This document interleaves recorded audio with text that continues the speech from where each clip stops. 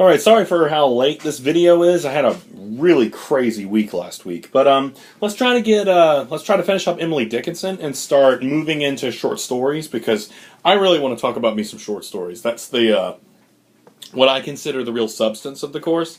As much as I love poetry, it's hard to eke out most of the material for the course from poetry, just because poetry is so unbelievably alien to most students. So it'll be nice to kind of move on from it for a little while.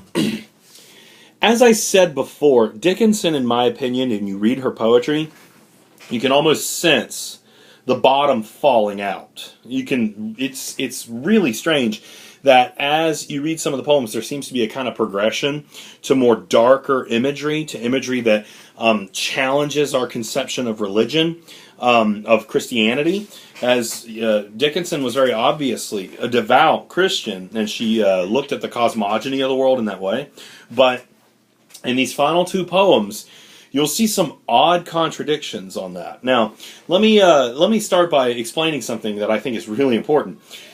The Victorians, and Dickinson was falling right into the Victorian era. The Victorians had a really strange kind of relationship with death, far beyond what we have in the modern era.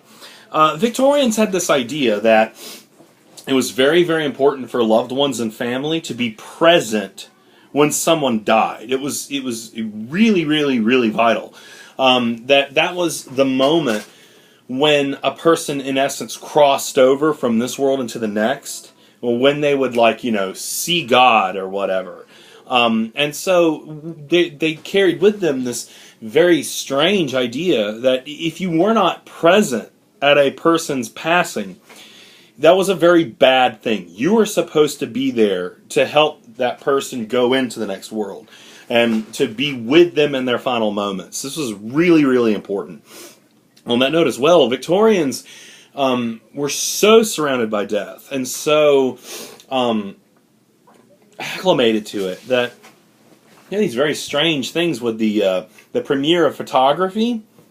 If you look at some old Victorian pictures, and you know that they're using those slow exposure cameras where they have to sit there for hours holding the same pose, and it's a child, you can probably assume that kid is dead, because there's no way a kid's going to stay still that long. So you actually had a great deal of cadaver photography, and when they would take pictures of their loved ones, their children or whatever, they would pose them like they were alive. And this makes for some very strange photographs. But, think about it. These people, how many of your kids survived in this era? How much harder was it to basically have a family that survived with as much disease and with so much lack of sanitation? So the Victorian attitude towards death is very different from ours. As I read these poems to you, keep that in mind, that as Dickinson is talking about death, these may not have been striking in the sense that she's talking about death and she's exploring it in poetic terms, but what is striking is the way that she interacts with spirituality. Let's do the first one. This is probably my favorite poem that she ever wrote. This thing is crazy when you slow down and look at it. And this is, I heard a fly buzz when I died. Chipper, right? So, odd title. Again, it's not her title. It was taken from just the first line. She didn't really title her poems. Let's just dig into this thing. I heard a fly buzz when I died. The stillness in the room was like the stillness in the air between the heaves of storm.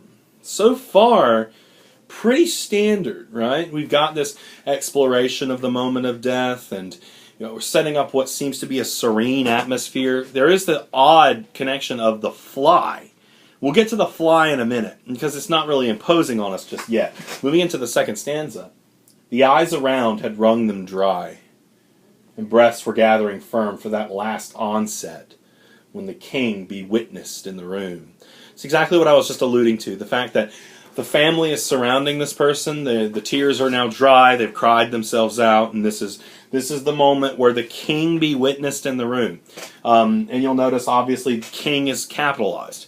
This is talking about witnessing God manifesting as, you go into the next world. And so this is pretty much the normal Victorian death going on here. And the family's there, all's hunky-dory in a really weird, freaky kind of way.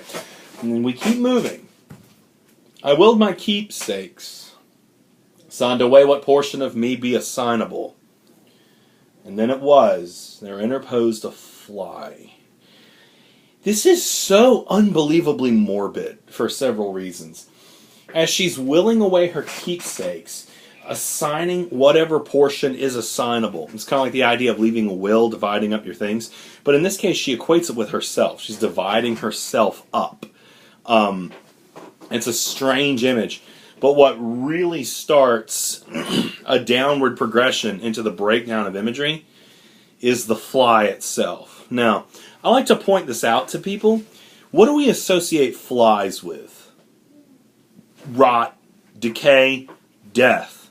It's an appropriate image for this fly to be here at this moment, even though technically this is supposed to be the moment God appears. Instead, it's a fly. There's something crazy ironic about the fact that this speaker is expecting God and then, bam, fly.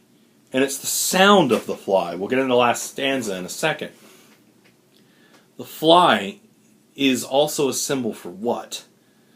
Beelzebub is the Lord of the Flies. The Lord of the Flies is one of the names of Satan in some Christian systems.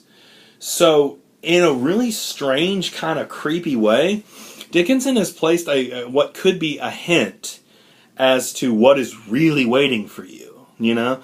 The fact that it is a fly, and that we have those associations with flies, is incredibly dark, and yet so incredibly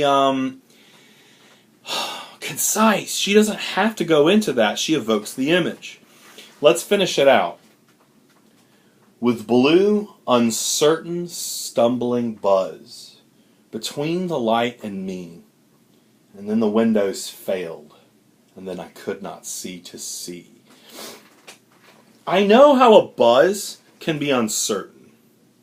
I know how a buzz can be stumbling. How can a buzz be blue? How do you hear the blueness of the buzz? Most students look over that detail, but it's an amazing one. Because at this moment in the poem, death is creeping up. It's there. It's real. It's happening to her. And the senses themselves are failing. It's an amazing phrase she puts at the end. And then the light from the windows failed, and I could not see to see. It's not that her eyes are failing. It's the light from the windows, which almost makes you think that the entire world is disappearing around her. Which, again, incredibly creepy way of phrasing it, but for somebody who is succumbing to death, man, that might be a really good way of describing it. Back to the idea of the blue buzz, though. I don't know how many of you guys have ever been, like, really, really sick, heavily, heavily medicated, and, like, you know, drifting off into delusion. Some people equate it with, like, psychotropic drugs, but some people claim to be able to see sounds and hear colors. That's what this makes me think of. It's an allusion to just, like, absolute mental breakdown. The fact that your senses are, like, bleeding into each other. And the whole world is becoming just this strange, odd thing that can't be explained. It is a brilliant exploration of death and the fear that can come from it. And just, it's incredible for the Victorian era to introduce the breakdown of senses, because normally the Victorians would have thought of death as, like, you know, you're simply moving from one world to the next. The idea of the senses themselves breaking down mechanically was incredible.